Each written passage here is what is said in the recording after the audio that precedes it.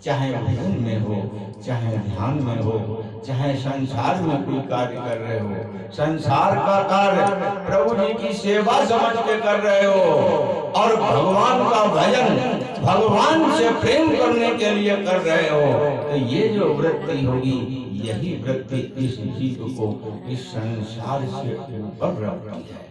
परमहंस महापुरुष इस वृत्ति में ही रहते हैं हमेशा, वो उस वृत्ति में नहीं जाते। कैसे नहीं जाते वो भी समझो।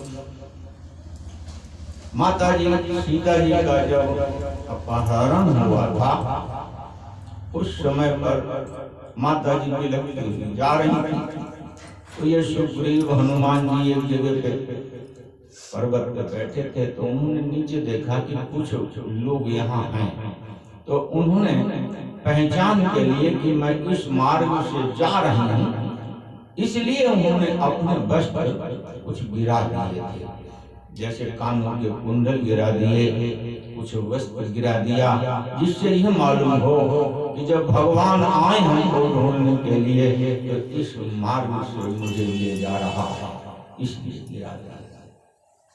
अब जब भगवान गए वहां, तो सुग्रीव जी को भगवान माँ के आभूषण वस्त्र आदि भगवान के सामने रख दिए। तो भगवान ने लक्ष्मण जी से कहा कि लक्ष्मण ये देखना क्या सीता का है, तो वो कुंडल का कान कहा। तो उन्होंने कहा कि प्रभु जी इसकी पहचान मैं नहीं कर सकता, क्योंकि मैंने तो उनके चरण देखे हैं, मैंने उनका मुख नहीं देखा।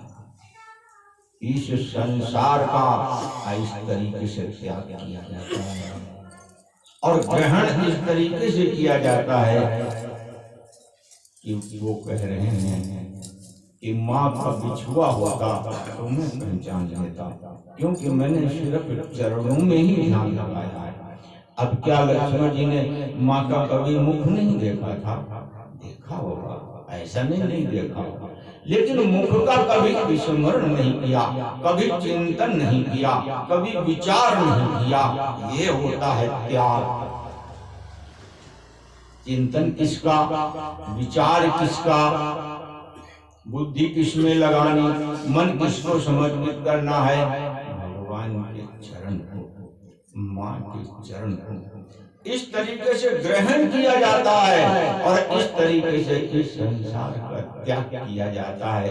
तब अंतिम समय में ईश्वर होते हैं, ईश्वर का आभास होता है, ईश्वर के जन दिखते हैं और ईश्वर के पार्षद इसी जीव को लेने के लिए आते हैं। जो जीव तड़प रहा है, दुखी है, कुछ नहीं उसको दिखता, नजर भी चली गई, शरीर भी शिथिल हो गया, कोई भी साथ नहीं दे रहा।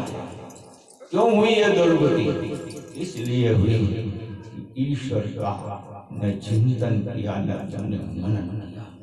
ईश्वर का चिंतन, ईश्वर का मनन, ईश्वर की जो ब्रह्म विद्या होती है, चाहे सगुण रूप में चाहे निर्गुण रूप में, जो आपको अभी बताई जा रही है, इसका जब चिंतन करोगे, इसका जब मनन करोगे, अपने आप निध्यासन होगा और निध्यासन में ईश्वर से प्रेम होगा।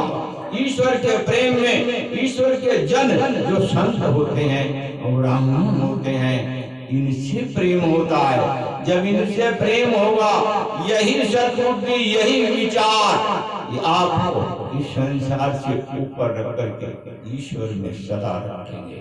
तो यह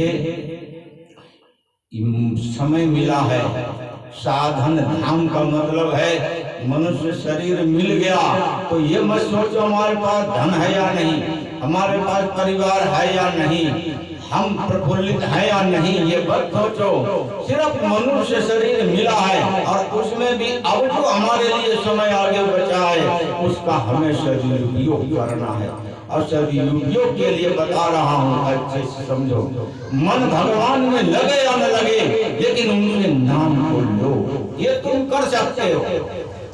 मन तुम्हारा नहीं लग रहा इसलिए तुम्हें संस्कार नहीं बनाया, लेकिन पीछे जो हुआ उसको भूल जाओ,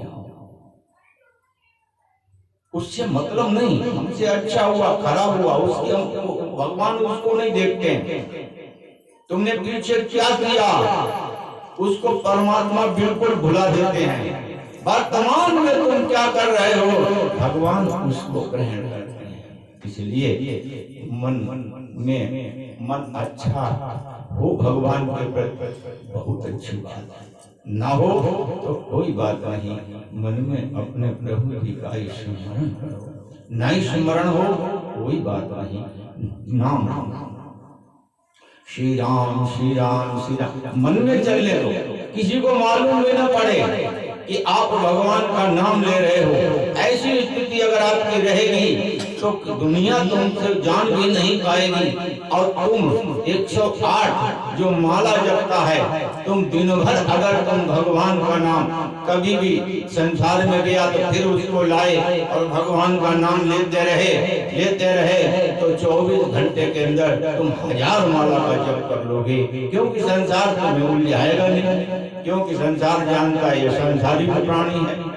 अब तुम अंदर अंदर अपने भगवान का नाम ले रहे हो, मन लग रहा है तो बहुत अच्छा है, नहीं लग रहा है तो ले रहे हो। लेकिन ये भी समझ लेना, अगर तुम भगवान का नाम लेते रहे तो एक दिन तुम्हारा मन इतना लग जाएगा कि तुम भगवान से दूर नहीं हो सकते हो और भगवान तुमसे दूर नहीं हो सकते। यही तो सबने किया है जो महापुरुष हुए। अब देखो द्रौपदी जी संकट में आई, कितनी संकट में आई, थोड़ी नहीं बहुत बड़ी संकट में आई। पूरी नारी जाति के लिए समस्या खड़ी हो गई। आया कहाँ से, संस्कार कहाँ से आया?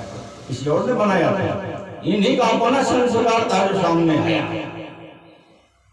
संस्कार का मतलब तुम चाहे देवता हो, चाहे तुम मनुष्य हो, चाहे कोई भी हो, तुमसे अपराध हुआ है तब इस तरीके का संस्कार आता है। और उस संपूर्ण संस्कार देखो कैसा था कि जिस समय चीर हरण की नौबत आ गई थी इनके आगे, तो इन्होंने सबसे पहले धृतराष्ट्र से निवेदन किया। वो भी संसार था। क्यों किया? इसलिए कि ये व्यक्ति संसारिक थी, इसलिए इन्होंने धृतराष्ट्र से निवेदन किया। फिर उसके बाद में इन्होंने निवेदन किया भीष्म पितामह से, ये संसारिक व्यक्ति थी इसलिए निवेदन किया उन्होंने भीष्म पितामह से। फिर द्रोणाचार्य, कृपाचार्य और विदुर जी और जितने पांचों पति थे इनसे भी निवेदन किया। संपूर्ण संसार से निवेदन क्यों किया इन्होंने? इसलिए निवेदन किया कि ये संसारिक व्यक्ति थी। जिस समय पर हमारा संस्कार आएगा, सांसारिक संस्कार आएगा, तो हमारी वृत्ति पूरी की पूरी संसार में लगी होगी। और जिस समय पर हमारा संस्कार भगवान की भक्ति का आएगा, पूरी की पूरी वृत्ति हमारी भगवान में लगी होगी। यही तो संस्कार होता है। और उस समय पर इन्होंने भगवान का जब स्मरण किया था, जब संसार में किसी ने इनकी मदद नहीं की थी और इनको संपूर्ण नारी जाति के लिए एक सुरक्षा स्थापित करनी थी, ये इनके मन में था और भगवान के प्रति प्रेम था।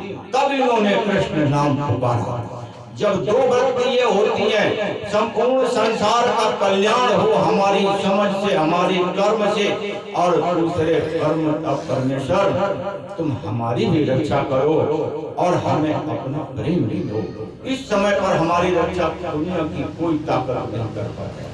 यही तो चाहिए भगवान। विभीषण जी गए, भगवान ने उनको तुरंत स्वीकार किया। तो भगवान के लिए यही सबसे बड़ी बात है। और जिस समय उन्होंने याद किया परमात्मा ने, ये देखो विलंब नहीं किया, दर्शन नहीं दिया। देखो परमात्मा कुछ भी कर सकते थे उस समय पर द्रौपदी जी के साथ, स्वयं खड़े होकर के, और सभी चक्र चला करके सभी को मार सकते थे। नहीं मार सकते थे दुर्योधन और दुशासन को खत्म कर ही सकते थे, कुछ भी कर सकते थे ये टू जेड, लेकिन उन्होंने वो काम नहीं किया। कौन सा काम किया? साड़ी बन गई। ये जो साड़ी बनना है ये भक्त वत्सलता का प्रतीक है, ये भगवान के प्रेम का प्रतीक है कि तुमने मेरे को एक बार स्मरण किया। अब देखो हम तुम्हारे लिए साड़ी बन गए। ये भगवान का प्रेम कौन जान सकता है, कौन समझ सकता है? वही समझ सकता कोई सूफी संत जो ईश्वर को जानता है, जो ईश्वर के प्रति रह नहीं सकता है, वो ये समझ सकता है, सब नहीं समझ सकते। और यहाँ तक पहुँचने के लिए और कहो कि तुम ऊपर से तुम्हारे पास कुछ साधना आ जाएगी, ऊपर से तुम्हारे पास कोई दिव्य शक्ति प्रकट हो जाएगी, इस भूल में मत रहना। अब ये भी मत समझना कि शरीर के बाद हम दूसरा काम कर लेंगे, ये भी मत समझना आप सुन रहे हैं आगे सुनेंगे तब कर लेंगे, ये सब भूल में हो, ये सब तुम अपने आप को धोखा दे रहे हो। इन वृत्तियों में मत जाओ। अब से अभी से ये सोच लो कि ईश्वर के सिवाय हमारा कोई नहीं है, ऐसा मानो, ऐसा समझो और भगवान से प्रेम करने का कुछ नियम बनाओ, कुछ आधार बनाओ, कैसे भी बनाओ। 24 घंटे में एक समय निकालो, 1 घंटा अपने प्रभु जी के लिए बैठेंगे, मन लगे या नहीं लगे, हमें बैठना है। वैसे ही नाम लेंगे, वैसे ही जप करेंगे, वैसे ही साधना करेंगे, एक नहीं एक लगने लगेगा और निश्चित लगेगा। इन सब की यही हालत होती है। जिसने भी इस संसार में जन्म लिया, जान लो कि वो ईश्वर से अलग था, उसने जन्म लिया है, तब यह जन्म होता है जीव का। क्योंकि संपूर्ण संसार में आप खूब समझ लो कि एक तो परम ब्रह्म परमेश्वर विराजमान है और दूसरा जो उनसे प्रेम करता है और उनकी तरफ चल रहा है वो साधु और संत हुआ करते हैं। और एक वो होते हैं, मनुष्य शरीर ही होता है उनका, ईश्वर को भूले होते हैं और संसार में ठोकरें खाते रहते हैं, पापाचार दुराचार में पड़े रहते हैं। ये संपूर्ण संसार इसी से समाया हुआ है।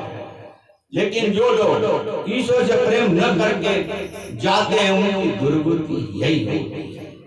और जो लोग भगवान से प्रेम करते हुए जीवन व्यतीत करते हैं, कर्म तो सबको करना पड़ता है, ऐसा नहीं कर्म की कोई त्याग कर देता है। साधु बनोगे जाके, महात्मा बनोगे जाके, कर्म तो वहां भी करना पड़ेगा। बगैर कर्म से रोटी नहीं खाने को मिलेगी, तुम्हें कोई रोटी नहीं दे देगा कि तुम बैठे हो और आ जाए तुम्हारे पास रोटी के लिए, जीव का पालन के लिए कर्म करना पड़ेगा, किसी प्रकार का भी कर्म करो।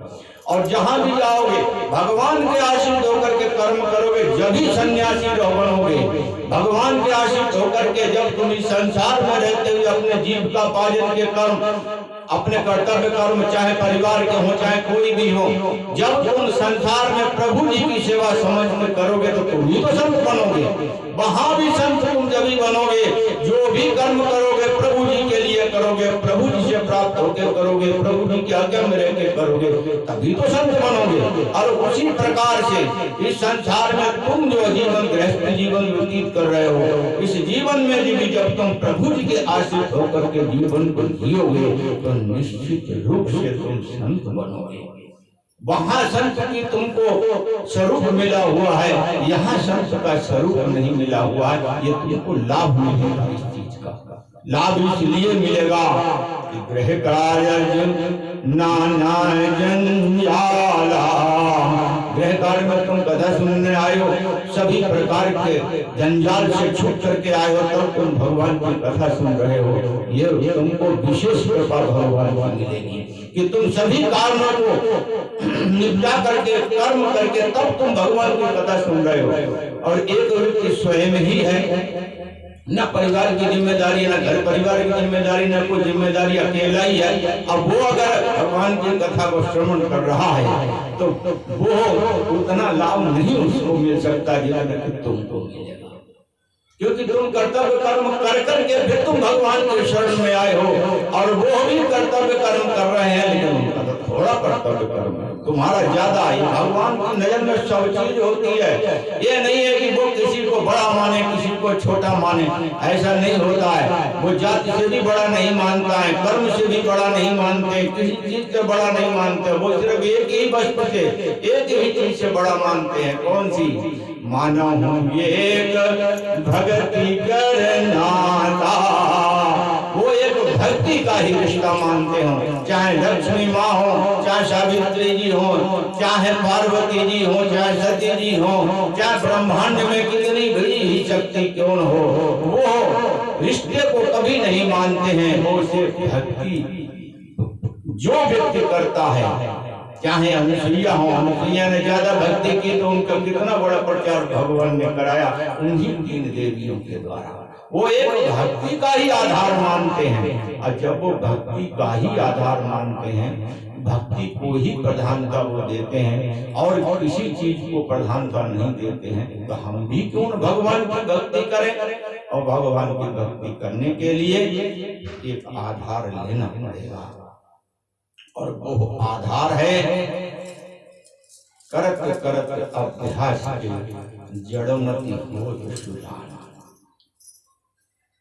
ये अभ्यास करना होगा, बगैर अभ्यास किए न धर्म में परिवर्तित होगे, न वैराग्य में जाओगे, न ज्ञान प्राप्त कर पाओगे, न जुड़े रहोगे, न भगवान की प्राप्ति होगी। माया में दोनों गए, माया लीन रहो। इसलिए खूब अच्छे से समझो, अच्छे से जानो, भगवान ही हमारे आपके एक आधार हैं, और उनका आधार भगवान की भक्ति होता है। इसलिए हमको असीम प्रेम करना परमात्मा से है और अपने जीवन को चलाना है। बोलिए सच्चिदानंद भगवान की जय हो।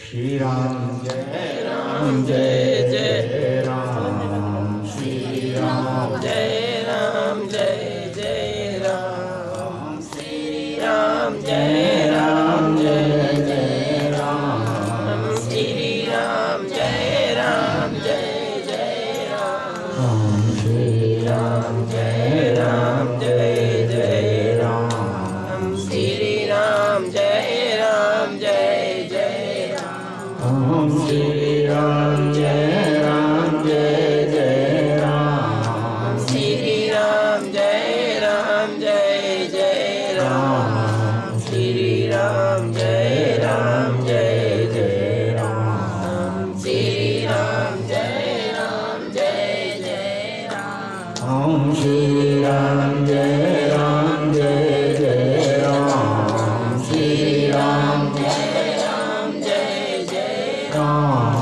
श्री राम जय राम जय जय राम, श्री राम जय राम जय जय राम। मंगल भवनय मंगलहारी, मंगल भवनय मंगलहारी, प्रभु सुदशरथ अजय बिहारी, प्रभु सुदशरथ अजय बिहारी, श्री राम जय राम जय जय राम, श्री राम जय राम जय जय राम, श्री राम जय राम जय जय राम, श्री राम जय राम जय जय राम। जब सती जी पार्वती जी के रूप में परिवर्तित हुई राजा हिमांचल के यहाँ, और बहुत बड़ी तपस्या की और भगवान जी की प्राप्ति भी हो गई, तो देखा पार्वती जी के मन में ये था कि मुझे भगवान की कथा सुनने को मिले, और ये हमारे माध्यम से संपूर्ण संसार भगवान की कथा को सुने, तो उनके मन में था। तो भोले जी वट वृक्ष के नीचे एक बार बैठे थे। माता जी ने देखा कि बड़ी शांति पूर्वक ढंग से प्रभु जी वहां बैठे हुए हैं, तो विचार करने लगी कहीं समाधि में न चले जाएं। तो गई और जाकर पूछा कि मुझे भगवान की कथा सुनो, जिस कारण से हमने सत्य के शरीर का त्याग करना हमको पड़ा था, वो मुझे भगवान की कथा श्रवण करा दो। तो बोले जी अंतःकरण के भाव को अंतर्यामी है, वो तो जानते समझ गए। देखा कि ये संपूर्ण संसार को अपने माध्यम से भगवान की कथा का